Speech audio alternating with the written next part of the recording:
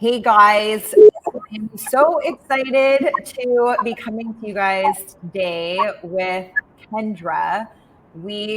As you've seen, we have announced that we have launched Reclaim, which is an explant embodiment retreat for women who have removed their breast implants.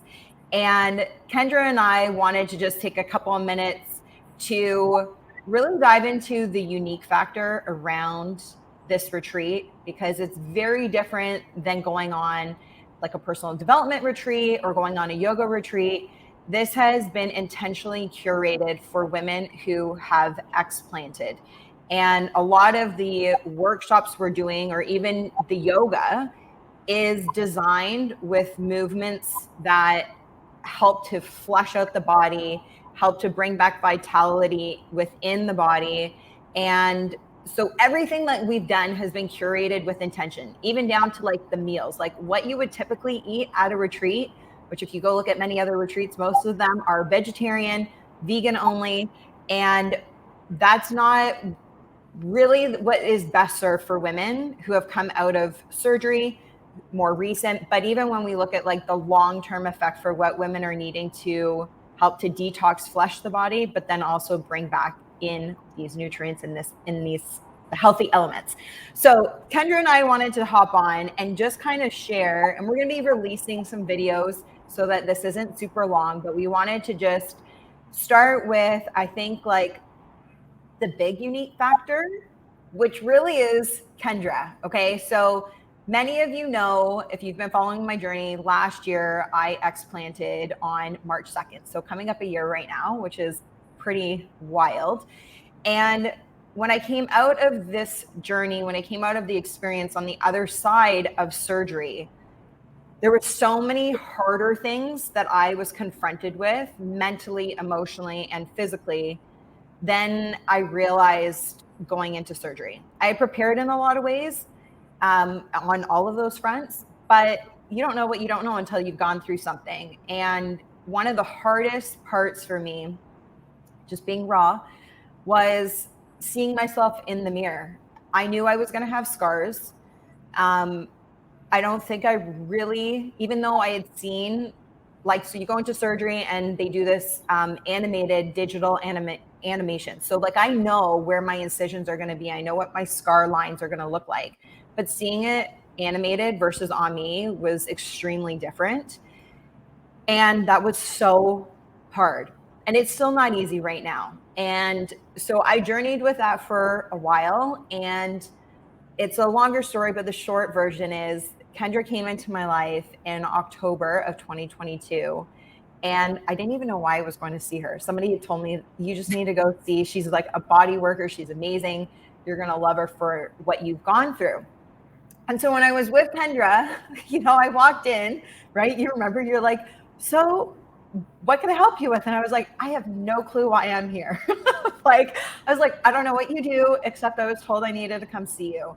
And after sharing and maybe going on a tangent of my story, and it had a lot of stuff didn't even have anything to do with me explanting. I shared with Kendra that I had gone through this surgery, and she was like, well, I'm a scar expert. This is what I do. And I was like, oh my God. And my mind was blown, not just for like what I went through, but like, I think for people in general. People do not know about the effects that scars have on their body, right? Like, you fall down, scrape your knee, you get into an accident, you might puncture the skin, you break something, it heals, you get a scar, and you literally move on with your life.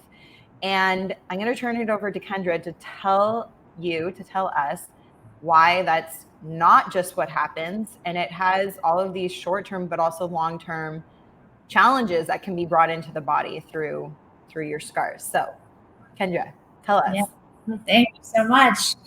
This is a very in-depth topic, and I'm happy to share just some of the really important, pertinent pieces of information as it relates to women who have explanted. And I think the most important thing that I've noticed through my decade of work with women who have scars on their body is that usually where there's a scar, we have disconnected from that area. We feel like we don't want to look at it like you were describing. We don't want to touch it. If we're, naked coming from the shower to get our clothes on, we pass the mirror and don't really look at us. This is true for C-section and abdominal scarring as well. I notice it's a common pattern. So we kind of lose that like brain mapping. We lose that connection and like that embodiment here. And that to me is a huge piece, which is why I think one of the many reasons why we named our retreat the Reclaim Explant Embodiment Retreat, because it really is an important part of our body. I tell my clients that we want to inhabit like every little nook and cranny and really have that vitality and that energy and that power, that feminine energy just coming through the whole body and including the area where we've had the surgery. So that is a huge piece. But when I'm talking about scars and educating my clients and the women who have explanted, there's a huge physical piece that we really need to address. Scars on the breast tissue are right next to bone, our rib cage. They're also very close to areas of high lymphatic, lymph node, immune areas that we want to make sure are moving really well. And when the scar tissue is starting to latch onto the bony area of the rib cage, it's also neighbors to the diaphragm. It creates a whole kind of slew, like kind of cascade problem. So if you have scar tissue in this area, it can create all sorts of problems like anxiety, chronic pain. It can easily create digestive issues. So many different things that can go on in this area. Poor movement of fluid like swelling, bloating. I've kind of seen it all in my decade of working with scars. So there's a huge physical component that goes beyond just actually like manually moving and manipulating the scars. We actually want to get range of motion and get the fluid pumping and all that wonderful stuff that we're going to be teaching all the women in the retreat. And then we have the emotional, energetic component, because I say that every single scar has a story. And when we're talking about women who have explanted, there's a lot of energetic charge in the area.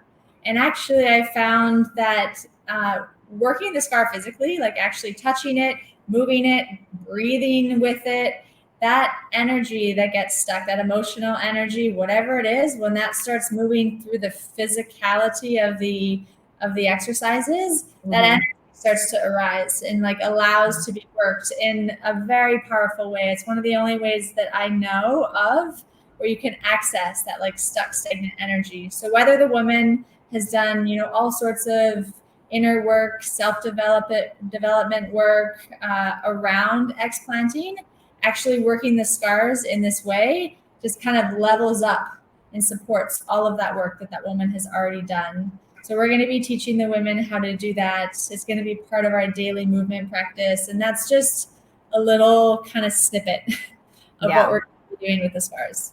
Totally. Okay. So like for people that don't know anything about scars, because I was one of them, and I'm going to go out on a limb to say that most people listening to this is probably like new information to them. You once explained to me like the behavior of what a scar is looking for in the body. And because you're here, I don't need to give my version of rendition of what Kendra, what you've taught me. I would love for you to explain, like, I remember when I first sat with you, you used an analogy of like a web, or like I use tentacles, like thinking of like an octopus, like wrapping. Can you explain that? Explain like the behavior of scars just in general, and what it's looking for in the body. And then, maybe we can bring that again back to this area where there's a lot of breast tissue and not so much bone. I think that would be really cool to touch on. Yeah, absolutely. So when there's an incision, whether it's from surgery or an accident, or just the skin is open, there's a wound, it goes through a process it's the same process. It's the same kind of healing process that goes on, where that open wound that is exposed to the external environment needs to be closed up as quick as possible. Because when we have an infection, the body goes like, Mayday, all hands on deck. Like when we've had an infection and we have the flu or we don't feel well, it's a full body thing. We have like muscle aches, we have like poor temperature regulation, maybe our digestion's off, our mental state is not right, we're all brain foggy. So the body will make a great effort to close that wound up and begin creating a scar. And the scar is going to lay down in a very irregular fashion. And it does that for a specific reason, because when it's mending, it's wanting to make sure that it's good to go for all of the different vectors and ranges and shapes and movements that we do in the body. So it's making sure that it doesn't get reopened. If I take my arm over here, if I go over there, if I have pressure on the body. This is even more significant in the abdomen when we're talking about breathing, filling our body with food, having intercourse, menstruating, like all of these different things. But if we take it up into here, we're talking about huge ranges of motion that's the spine is capable of, breathing that's happening all the time. So the scar is laying itself down, and as it's laying down, it's looking for something very specific. It's got to be stable, reliable, and solid so that it can really anchor in and create that fibrotic dense tissue. And what I have found is it's always going to anchor onto bone. And in the rib cage, it's kind of like all bone. Right. It's a bony area. And so it's going to start to go not only where you see the actual scar itself, but it's going to start burying, just like you were describing, Shae. I describe it like Spider-Man's web, or like little wads of gum or tentacles. Yeah. And it's trying to bury itself down so that you are able to make all of your daily living movements, and it doesn't get reopened and have that chance of infection happening again. And so this is a problem, because when all that scar tissue, that Spider-Man's web is going on, it's taking all the vessels. Where are my little perfect circles? Take perfect circles of like artery, vein, lymphatic, anything that was like an open vessel is now occluded or pinched or just compromised in some way because there's this webbing. So then we have poor lymphatic flow. So our detoxing, stuff getting into the area that we need, and also stuff exiting the area that we don't want there is challenged. There's more pressure in the system with like circulation. It creates a whole kind of problem. If there's scar tissue, muscles do not get to move well, joints.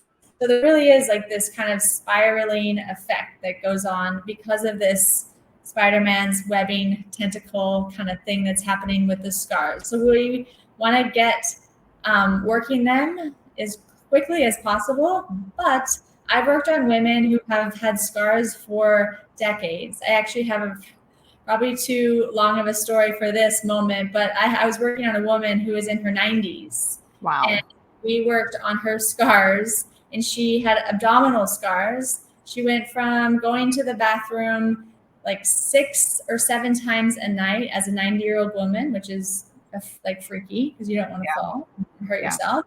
She went from that to going to the bathroom once a night, which gave her confidence and felt like her body was circulating and moving, and she felt so much better in her body. So whether you've just had the surgery, the explant, or it's happened months or years ago, the benefits to this work are so big, and they're huge for just not only body, but the energy and the mental as well.